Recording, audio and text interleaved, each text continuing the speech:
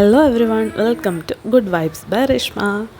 Okay, ഇത് എൻ്റെ മോളാണ് കേട്ടോ. ഞാൻ എപ്പോഴും ടൊമാറ്റോ എടുത്താലും ഓടി വരും കഴിക്കാനായിട്ട്. ആൾക്ക് കൊടുത്തിട്ടാണ് ബാക്കി എല്ലാ ജോലിയും നമ്മൾ ചെയ്യാനായിട്ട് സമ്മതിക്കുള്ളൂ. സോ നമ്മളൊരു സോയാബീൻ കറിയാണ് ഉണ്ടാക്കുന്നത്. ഇത് ഞാൻ എപ്പോഴും യൂട്യൂബ് സെർച്ച് ചെയ്തുകൊണ്ടിരുന്ന ടൈമിൽ ഇങ്ങനെ കണ്ടതാണ്. അപ്പം ഞാൻ ചെറിയൊരു ഡയറ്റും ഒക്കെ ഫോളോ ചെയ്യുന്നുണ്ട്.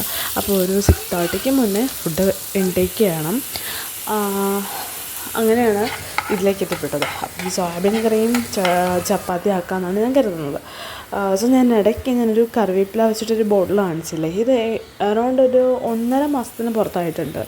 ഒരു കേടുപാടും ഇല്ലാണ്ട് നല്ല ഫ്രഷായിട്ട് തന്നെ നമുക്ക് യൂസ് ചെയ്യാൻ പറ്റുന്ന ഒരു സംഭവമാണ്. ഇപ്പം ഫ്രിഡ്ജൊന്നും ഇല്ലയെന്നുണ്ടെങ്കിൽ തന്നെ നമുക്കത് പുറത്ത് വെച്ച് സ്റ്റോർ ചെയ്യാൻ പറ്റും.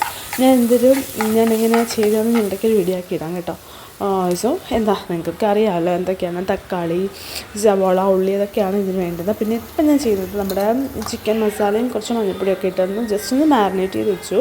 പിന്നെ നമ്മുടെ ഗ്രേവിക്ക് വേണ്ടുന്ന സംഭവങ്ങളൊക്കെ ടൊമാറ്റോയും ഓനിയനും ഒക്കെ തന്നെയാണ്. പിന്നെ കുറച്ച് ജിഞ്ചർ ഗാർലിക് പേസ്റ്റ് എടുത്തിട്ടുണ്ട്. നന്നായിട്ടൊന്ന് വഴറ്റി നന്നായിട്ട് ഒന്ന് എടുത്തു. പിന്നെ കുറച്ച് വെച്ചിരുന്ന അതിനകത്ത് തന്നെ കുറച്ച് വെള്ളം എടുത്തിട്ട് അതിനകത്ത് ഒഴിക്കുകയാണ് ചെയ്തത്. പിന്നെ എൻ്റെ ഒരു സ്പെഷ്യൽ റെസിപ്പിയാണ് ഈ കോക്കനട്ട് മിൽക്ക് പൗഡർ എന്ന് പറയുന്നത്.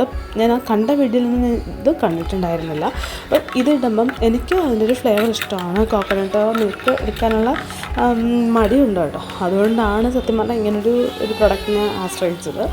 സോ എന്നിരുന്നാൽ തന്നെ നല്ലൊരു സംഭവമാണ്. ഇതൊക്കെ ഒഴിക്കുമ്പോൾ നന്നായിട്ട് തിക്കായിട്ട് വരും. അതിൻ്റെ കൂടുതലേക്ക് കുറച്ച് മല്ലിയില എനിക്ക് ഭയങ്കര ഇഷ്ടമാണ്. സോ അതുകൊണ്ടാണ് ഞാൻ മല്ലിയില ഇട്ടത്. കുറച്ച് ഉപ്പ് കുറവുള്ളതുപോലെ തോന്നി, കുറച്ച് ഉപ്പും കൂടി ഇട്ടു. നന്നായിട്ട് മിക്സ് ചെയ്തിട്ട് നല്ല തിക്കായിട്ടൊരു ഗ്രേവി, അത്യാവശ്യം ഒരു ഗ്രേവിയൊക്കെ ആയിട്ട് എനിക്ക് കിട്ടിയിട്ടുണ്ട്. സോ ഇതാണ് നമ്മുടെ ഫൈനൽ. ചപ്പാത്തിയും സോയാബീൻ കറിയും നന്നായിട്ടുണ്ടായിരുന്നു. അതൊന്ന് ട്രൈ ചെയ്ത് നോക്കട്ടോ എല്ലാവരും.